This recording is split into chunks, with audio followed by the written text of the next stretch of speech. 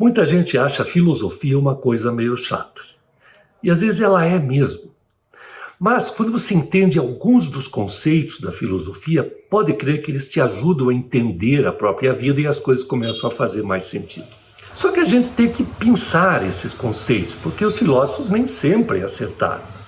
E o mais importante, temos que colocar o que eles pensaram e disseram lá atrás no contexto atual. Porque às vezes os conceitos valiam para aquela época e agora já estão ultrapassados, ou às vezes acontece o contrário. Por exemplo, o grego Heráclito, que viveu no século 6 a.C., tem dois conceitos que fazem mais sentido hoje do que naquela época em que ele viveu. Para que você entenda esses conceitos, eu vou ter que contar aqui uma pequena história bem curiosa que eu vivi dentro de um trem, por isso que eu estou aqui num vagão. E essa história é meio real e meio fictícia, ou seja, ela é inspirada em fatos reais, como você diz. Ela já foi relatada em forma de um conto em um livro chamado A Vida é Cheia de Curvas, de minha autoria, editado pela Editora Abril em 2014. Então vamos lá, liga a memória, porque lá vem história. Em Ponto, por Eugênio Mussac. Este é um vagão antigo da Rede Ferroviária Federal e está aqui na Serra da Mantiqueira, em Campos do Jordão, mais precisamente na portaria do maravilhoso Hotel Toriba. Aliás, o Hotel Toriba foi fundado em 1943 e é um dos melhores da região até hoje. Bom, vamos lá. Eu, pessoalmente, adoro trens. Para mim, um trem é o melhor meio de transporte que existe, porque trens são pontuais, são espaçosos, e além disso você não precisa chegar com 1 hora de antecedência para fazer o check-in e despachar as malas como se faz nos aviões. Basta saber em que plataforma sai a composição, né? Só olhar no bilhete, né? Verificar o número do vagão, entrar, acomodar as suas bagagens, procurar o lugar e daí para frente é só curtir a viagem, sabendo com antecedência a hora exata da chegada e as paradas previstas. Bom, pelo menos é assim na Europa. Eu sei, eles têm trens desde o começo do século XIX, foi lá que começou a Revolução Industrial, foram eles que inventaram a máquina a vapor, o motor a diesel, e depois deram até um jeito de mover trens com a ajuda da eletricidade. A Europa viaja sobre trilhos e não é de hoje. Você pode ir de qualquer lugar para um lugar qualquer, cruzando fronteiras, campos, vilas, cidades, pontes, viadutos e túneis até por baixo do mar. Pessoalmente, eu torço muito que algum dia tenhamos algo minimamente parecido aqui no Brasil. Realmente eu gosto de trens. E além disso, eu coleciono histórias das viagens de trens que eu já fiz. Sei lá, alguma coisa acontece comigo porque sempre acontece alguma coisa diferente, eu encontro alguém com quem acabo tendo uma boa conversa. Então aqui eu vou contar um destes encontros. Uma vez eu fiz uma viagem de Lyon para Paris, que aliás foi o primeiro trecho da estrada de ferro da França. Tem mais ou menos 500 quilômetros de distância, só que atualmente o TGV, o trem de grande velocidade francês, faz esse percurso em menos de 3 horas. Eu tinha ido no dia anterior de Paris para Lyon para encontrar alguns amigos, né, porque amigos que gostam de gastronomia, e atualmente Lyon é a capital gastronômica da França. E no dia seguinte já estava voltando, né, para continuar o meu curso de francês, que eu estava fazendo numa pequena escola particular lá do Marais. O meu lugar no trem era uma cabine que acomodava confortavelmente até 6 pessoas, mas eu estava sozinho. Quer dizer, eu estava sozinho, até que quando o trem começou o seu movimento silencioso, abriu a porta de correr da cabine e entrou um senhor, um cavalheiro, né, com alguns sinais de que quase perdera a hora. Ele me cumprimentou com a cabeça, tratou de acomodar, né, a bagagem, uma pequena mala, sobretudo no bagageiro, e pegou um livro e sentou na minha frente, junto à janela. Nós estávamos separados por aquela pequena mesa que os passageiros usam para ler, para comer, para escrever, para usar o computador. Eu viajava de frente para o caminho e ele de costas. E aí fomos, né? A zona rural da França é muito bonita, ela mescla, assim, é uma mistura de fazendas modernas, mecanizadas, com algumas pequenas vilas simpáticas e pequenas propriedades, né, que alimentam, às vezes, a mesma família há muitas gerações. Isso é a França. Na primeira hora da viagem, nós dois ficamos quietos, cada um na sua, né, lendo, olhando a paisagem, até que de repente entrou um funcionário da Rail Europe, né, da companhia de trens, que nos serviu uma refeição, que eu me lembro bem, era um filé ao ponto com purê de batatas e legumes cozidos, acompanhados por molho de pimentas verdes e uma garrafa pequena de um Bordeaux espetacular. Aí nós ficamos os dois ali, comendo, olhando pela janela, sem demonstrar muito interesse de um pelo outro. Éramos apenas dois estranhos, compartilhando um espaço temporariamente. Até que o vinho, né, e também um acontecimento fortuito quebrou gelo entre nós dois quando estávamos passando ali perto de Bourg-en-Bresse. Porque de repente, eu olhando pela janela, eu vi a mesma cena que eu havia visto na véspera. Era verão e lá tinha um bando de garotos, assim, de uns 13 anos de idade, brincando num regato, saltando sobre o regato por uma corda que estava pendurado num galho e saltando na água, etc.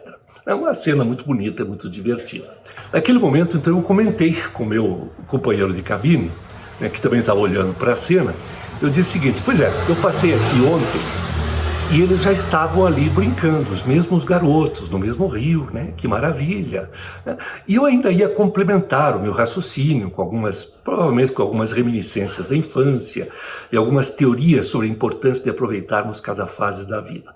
Só que o sujeito me interrompeu e falou assim meio forte, disse: impossível, né? Impossível. Eu falei: como? Achando que ele não tinha entendido o meu francês, ou eu é que não tinha entendido o dele, porque ele disse apenas uma palavra, mas eu já me dei conta que ele tinha um sotaque estrangeiro. Mas não, ele falou o seguinte, na sequência, num francês até bastante bom. Que você disse que os mesmos garotos estavam nadando no mesmo rio. Até sério? Sim, foi isso mesmo que eu vi ontem quando viajei a Lyon, né? Aí ele disse: pois então eu reafirmo, impossível. Como assim impossível? Fiquei até meio irritado. Daí ele disse o seguinte: não, acontece que a mesma pessoa não pode banhar-se duas vezes no mesmo rio. Esta é uma impossibilidade, tanto física quanto metafísica.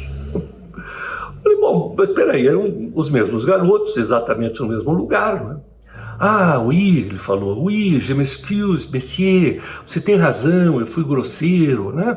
Porque eles sim eram os mesmos garotos que estão fazendo a mesma coisa no mesmo lugar. Parece até uma repetição, um moto perpétuo de um acontecimento, mas, se você for lá e olhar bem de perto com uma atenção genuína, você vai ver algo fantástico. Fantástico, daí ele ficou quieto.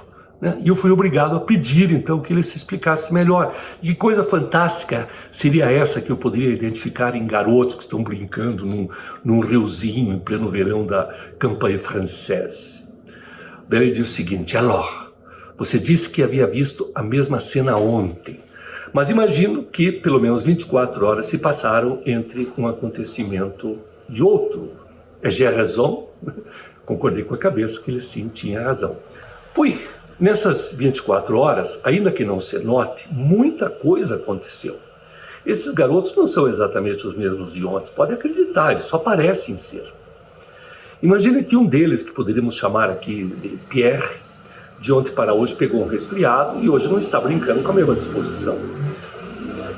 O Jean-Jacques levou uma bronca do seu pai por causa das notas no colégio e ficou chateado.